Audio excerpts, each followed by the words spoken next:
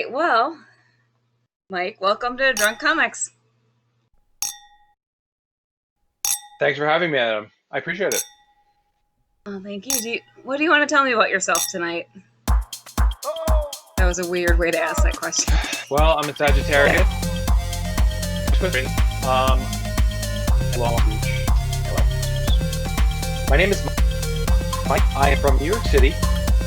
I am a big comic book geek, and I've been collecting since about the year 1992, which is why I'm here today. Nice segue. So, how did you get into collecting? Well,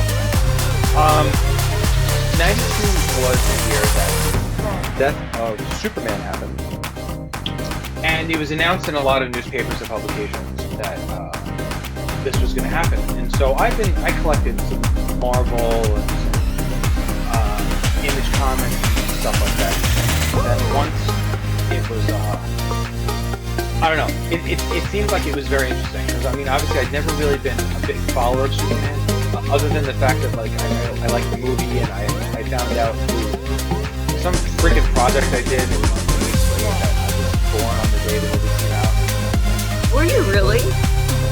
Yeah. It was fake. So I got into it, and like it wasn't a matter of like, oh, it's gonna be a lot of money. It was something different. So back in the day, they had the magazines to order the comic books, but we wound up ordering a shit ton of the comics, and we wound up getting them all, and then I started reading them, and I haven't stopped. So here we are. Cheers to not stopping in that glorious hobby. Get your kids hooked on comics and they won't have money for drugs. Get your kids hooked on comics! Okay, so I'm going to go backwards a little from 92. You had Crisis on Infinite Earths happen in like 86. Okay, and that was the reboot for the DC Universe. That's true. And Barry Allen was killed off during that. So, okay. And right, they was all you had all those old who now they mushed them all back together to one, and then John came out in 1988 with the Man of Steel.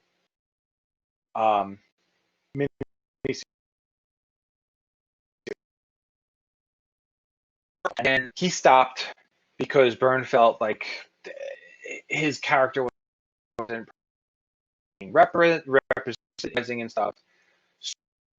So he left. And Roger Stern, who did Marvel for a long time, took over for Adventures of Superman. And they noticed that Superman was, I don't know, like popularity. Like you think that like Superman, I don't know. I guess I'm an old started taking the shitter. All right, well we gotta do something, don't we? And Jerry Ordway, man, Jerry Ordway is a fucker. He's like, let's kill him. And this was like 80, like this was like the early, like before 1992, and they're like, haha, I'm gonna kill him. That's just fucked up. So they didn't kill him, and they're like, well, why don't we do a love triangle? Why don't we like make it a love triangle? I'm like, all right, well, why don't we marry them? So in the modern age, they made Lois fall in love with Clark Kent instead of just having the infatuation with Superman like she has in eras past. So they were going to marry her. I know something. Okay, so I'm a big fan of Lois and Clark, The New Adventures of Superman. That was my gateway into Superman. Right. Do you know this? Do you know this bit of trivia? Am I stepping on your... You're not stepping on anybody's toes because we are only stepping on the viewer's toes, worst comes to worst. Okay. So apparently when Lois and Clark was on the air, so they were talking about doing the wedding in the comics, and Lois and Clark was like, oh, well, we want the Superman and Lois wedding to coincide with when we're ready to get them married on TV. So they were like, well, fuck it. I guess we're not going to get them married this year. Let's just kill them instead. That's what basically happened. So Which is Mike amazing. Carlin, who it's amazing. But the thing is that like after John Byrne left, Mike Carlin, who was one of the executives in DC Comics, who I fucking love, put together these Superman summits, they called them, and they would come together and they would discuss the storylines because at that time there was 3 and then 4 titles. So when that happened, again, Jerry Ordway was like, "We should kill him," and they're like, Funny, Jerry. You know what, Jerry? You're right this time. So they decided this is when they decided to kill him. And I feel like Jerry at that point must have been like, "What the fuck?" he's like, "Really?" He's like, "Seriously?" Are you guys? And I've met Jerry Ordway. Jerry did this tattoo. This tattoo, it was a commission. Oh my gosh, that is this is Jerry Ordway. Wow. So if anyone who watches this special ever meets Jerry Ordway, he's apparently creeped out that I'm the guy that has his signature tattooed on his arm. How is he creeped out by that? I would be. I've come up in conversation. I don't know. I've come up in conversation, apparently. It's a thing. Who the hell knows? Okay. I would be amazed and like, I would be so flattered. Listen, Jerry is a great artist.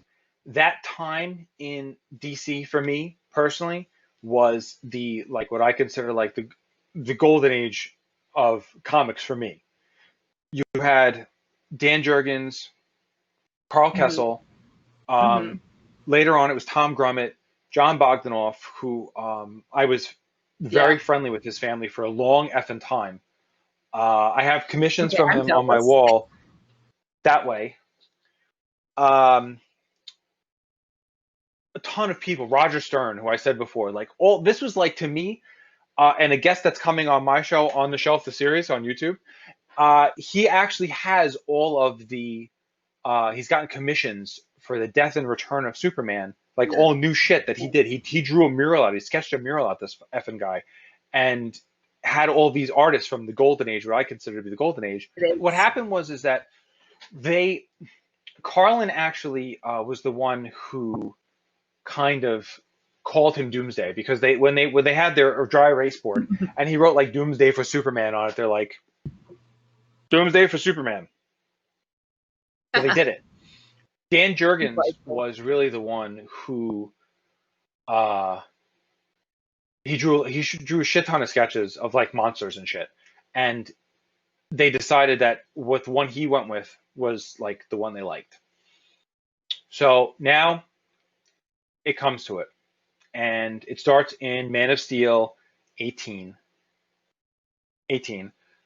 done by John Bogdanoff, and very talented. It's something so minuscule. It was that effing like a dude in a green suit punching a wall, and like they just the little crink, and then just Doomsday is coming. That was like how it all started, and then the bastard gets out of the containment unit. There was really no backstory to him. They were like, you know what? It's not important. The backstory's not important. It's not kryptonite. It's not magic. It's just going to be some dude who beats the balls off of Superman, and he kills him. But it's comic books, and as we both know, he doesn't stay dead. But they acted like he was dead. They did, because you know what? It was the 90s, and the interwebs didn't appear and didn't exist, so nobody had any effing idea. If it wasn't in like Newsday, Daily News, Post, or whatever the F thing is by you, no one knew. They're like, Superman's gonna die, and there's gonna be 4 people that take his place, and everyone's like, are you effing serious? That's not Superman. And some people are like, yeah, that's cool. Superman was outdated. But the point of this whole thing was to show that Superman is still a relevant part of society. Yes, he is. And no one can take his place. Not these poor posers. No, but they were written, personally, I still feel they were written very well. So Doomsday gets out. The crappy Justice League International, shows up. And that was like Maxima. Black Canary's Justice League. No. This incarnation of Justice League International, which was Maxima, Fire, Ice, Guy Gardner, Booster Gold, Blue Beetle, Bloodwind, who was Martian Manhunter in disguise. What the fuck? Yeah. Wasn't Sweatsuit Black Canary in that Justice League International? Not at that point. Oh, okay. Then carry on. It's fine. That is crappy. Not at that point. It's just a shitty Justice League. So yeah. they wind up trying to fight Doomsday, but that was like trying to hit like Andre the Giant with tinfoil and a stick. So it didn't go so well for them. And Doomsday beats the balls off of all of them and throws, and so Booster Gold is the last one left, and Doomsday like grabs him and like chucks him, and Superman catches him. And that's when he first says like Doomsday is coming. And it's funny that like they went with Booster Gold as Dan Jurgens' creation. And Dan Jurgens was the one that basically they approved the design for Doomsday. And yeah, it's all like relative because it's all effing comic books. But it's just funny that like that's who utters the name Doomsday first, is the dude who designed Doomsday. So he beats the crap out of the Justice League International. And Superman finally catches Booster Gold. He goes to see what's up with this guy in a green suit. And which this was a San Diego Comic-Con exclusive at some point.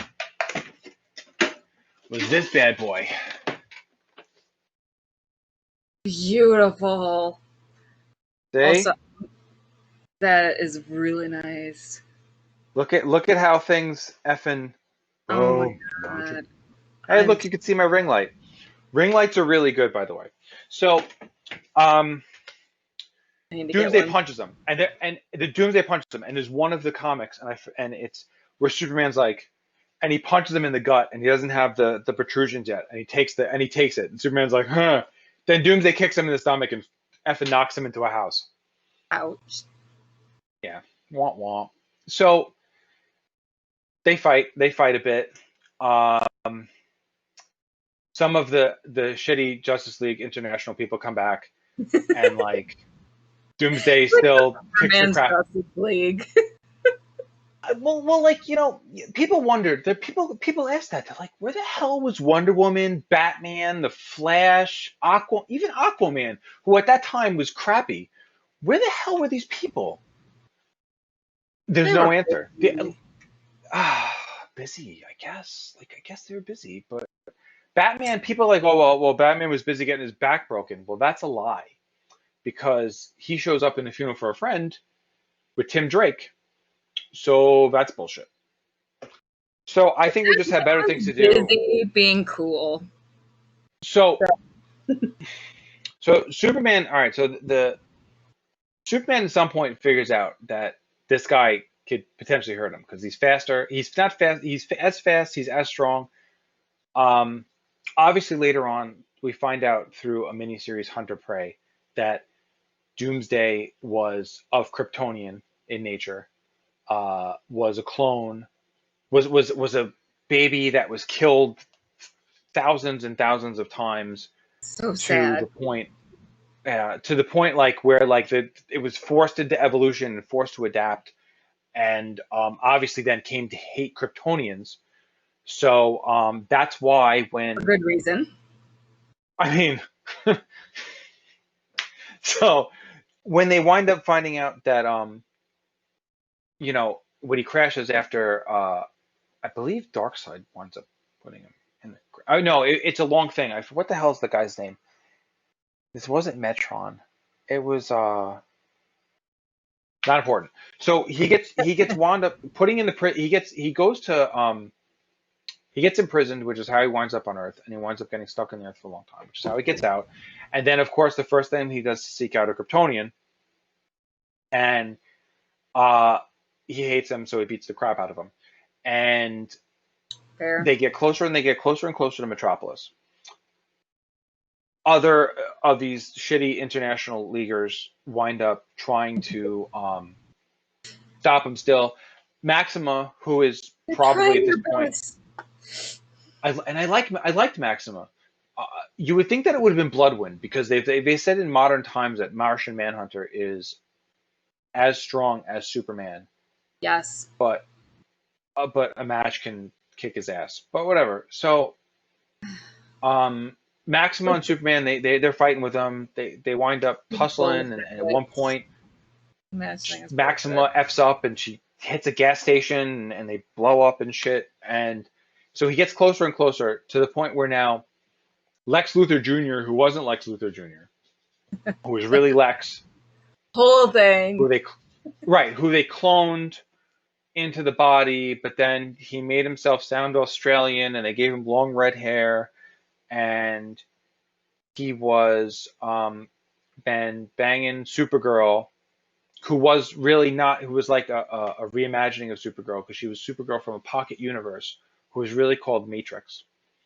Yep. Um, Who was right. like That was this when. reincarnated soul of some chick who tried to kill herself, I think.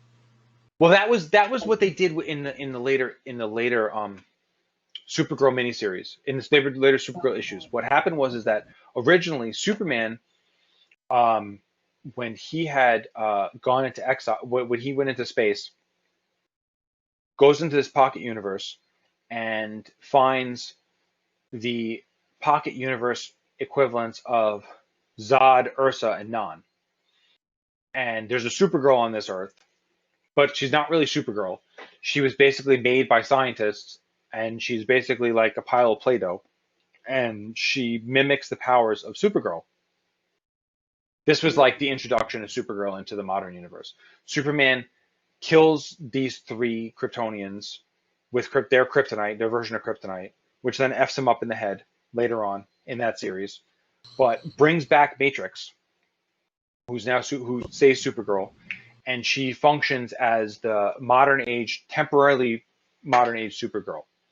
So Doomsday's getting close, and now fake Australian Lex Luthor tells Supergirl, "Hey, hey, love, I think you should have to go over there and you should help them and you should fight Doomsday."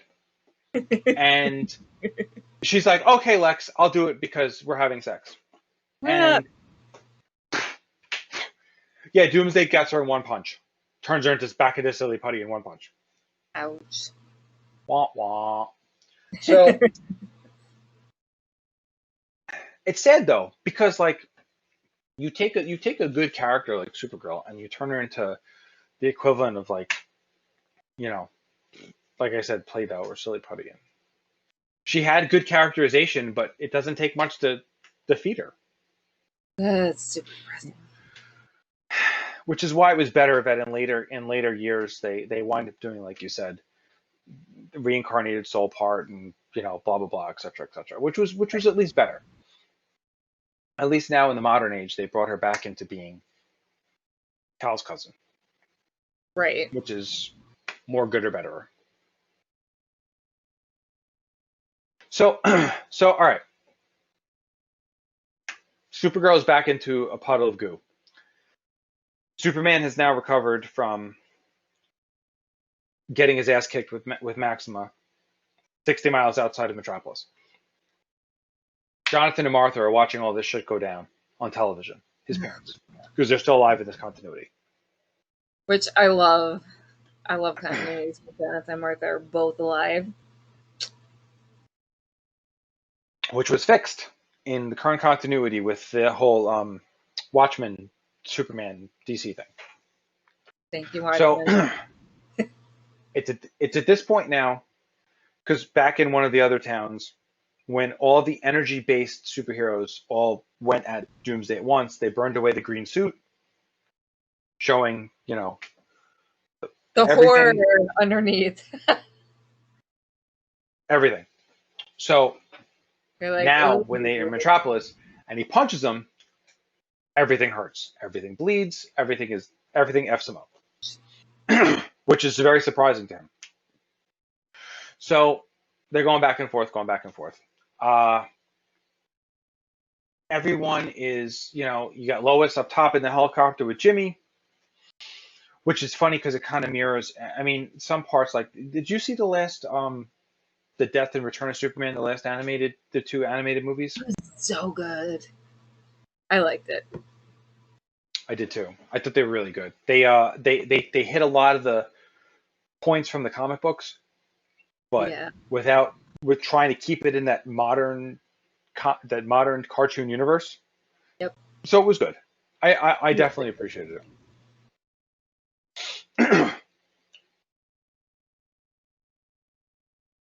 By the way, have you had Screwball peanut butter whiskey? No, that sounds good though. I think I need to try it now. One of the Cheers. guys that I work with, Thanks. Matt, wound up turning me on to the stuff the other day, Mm, and it's not it's not it's not like whiskey flavored peanut butter. It's like peanut butter flavored whiskey. that sounds really good. I love whiskey. Whiskey is kind of a new discovery. It's Like, very good. I also obviously like drinking drinks that taste like Kool-Aid, but I've developed a taste for whiskey over the last few years. So,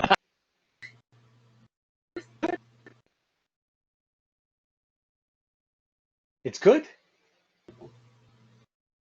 do you mix it with anything or So okay. just? So now, well, let me tell you, it's like Frankenstein's monster of drinks. It's got the peanut butter whiskey, Hmm. has Chambord in it, and then of course. Nice. So it's basically like chocolate peanut butter and jelly. That sounds amazing. I love it. Yeah. I can't take much credit for it, but I can drink it. That's okay. So we are at the finale of Mhm. which is now culminating in Superman 75, which was the black issue that everyone and their mother had, which came with all the extra shit. The armband and little mirror, which sold at one point I think like $100, and now if you can barely get it for $5 if you're lucky. Um, Lois and Jimmy are in the helicopter. Yep. Grabs the helicopter. It was a comic book that they were able to tell it was all one page splashes. They were all full pages. Every page in that comic book were full page splashes. Yes. And it was Dan Jurgens did it, and I effing love Dan Jurgens' work. So like you're talking like the when he gets her off the helicopter and he gives her the kiss and it's like remember I'll love you always, and then like Doomsday gets his and that thing of him flying, like all of those like big one page condensed into this one book. He goes after him. This is it. Balls to the wall. Superman's. This is it. He's got nothing left in the tank. You got who the hell knows.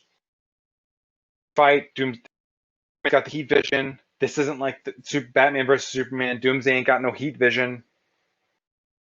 So they're just brawling. Doomsday figures out that heat vision bad.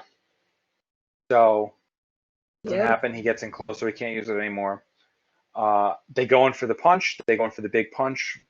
They wind up in the pitch. The end. They Superman kills Doomsday. Doomsday kills Superman. Um, Contrary to what some of the, I mean, I think the comic books kind of touch on this, but he died. They both died. It wasn't like Superman was still like kind of alive. Yeah. He's gone. He did. Right. They were trying to revive him. That was in the Funeral for a Friend. Funeral for a Friend is and Return of and the Reign of Superman and then Return of Superman.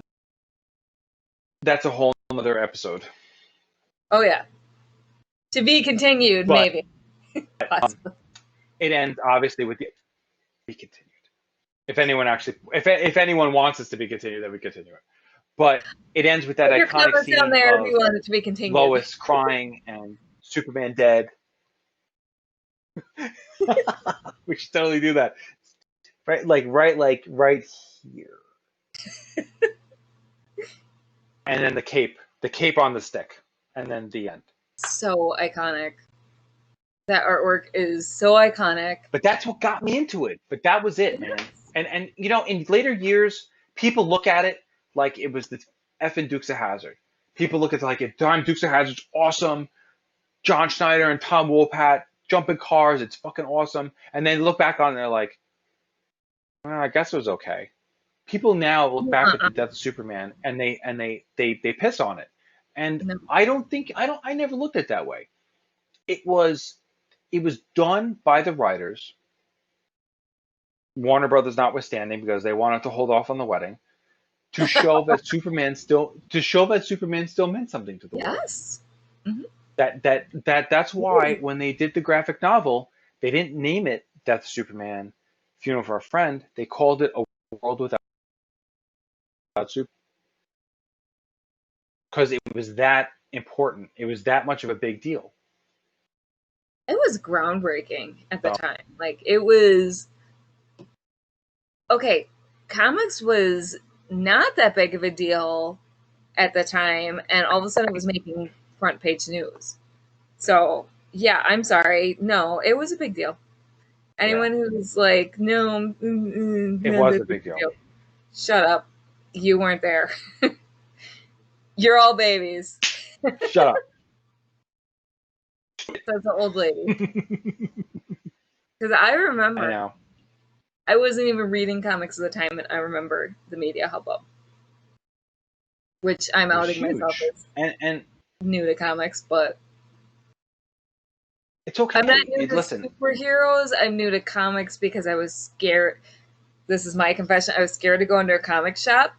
I love superheroes all my life, and I was scared to go into a comic shop until a few years ago, where I was like, I really love superheroes. I'm just going to go in. And then I went in and they were really nice to me. But I was scared they were going to be mean to me because I'm a woman, and that they were going to be like, well, you don't know your stuff. And I went in and they were really nice. Like, it wasn't a thing. Or actually, before I even did that, I found a comic shop through my volunteer work, and I got to know the owner.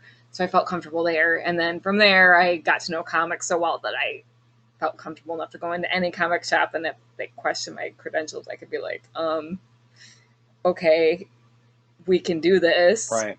And I can probably prove my geek cred to you, and it'll be fine. But I was like legitimately scared I was going to encounter, because you hear some horror stories of girls. There's always going to be those who unfortunately stay in the past with this shit. But I've always been like, anybody who wants to be a fan and learn shit about this and pass it on. I agree. Why not? Why not? I mean, you love Black Canary, you know? I mean, it's a thing. It's organic. It's something that you're going to pass on, you know? And that's kind of like, I feel like hopefully Drunk Comics will get people more comfortable with going into comic shops, because they'll be like, oh, hey, I learned about this from drunk people who half knew what they were talking about, so I can go in and know what somewhat. And then I do, like, on our cosplay page, we do reading lists sometimes where we just say, hey, if you like this character, here's where to start. So that's fantastic. And that's how it should be. That's honestly how it should be. Like, that's the whole point of even my show On the Shelf, is that you bring sober people on yes, to talk about their collections. And it's doesn't matter if it's a comic book collection, a sneaker collection, a vinyl record collection, a movie prop collection. If you're passionate about it and there's a reason you got into it, not just because like, oh, they're going to be worth money and I want to make some money. I agree. I want to hear about why you got into it. And I've had some really fascinating guests on, and I'm pretty sure that in a couple of days I'm going to have another fascinating guest on. Maybe. No, I have some good stories. I will probably tell you about making an ass of myself meeting Gail Simone. That's a Gail funny Simone's story. awesome. Oh, she's so sweet. It's okay.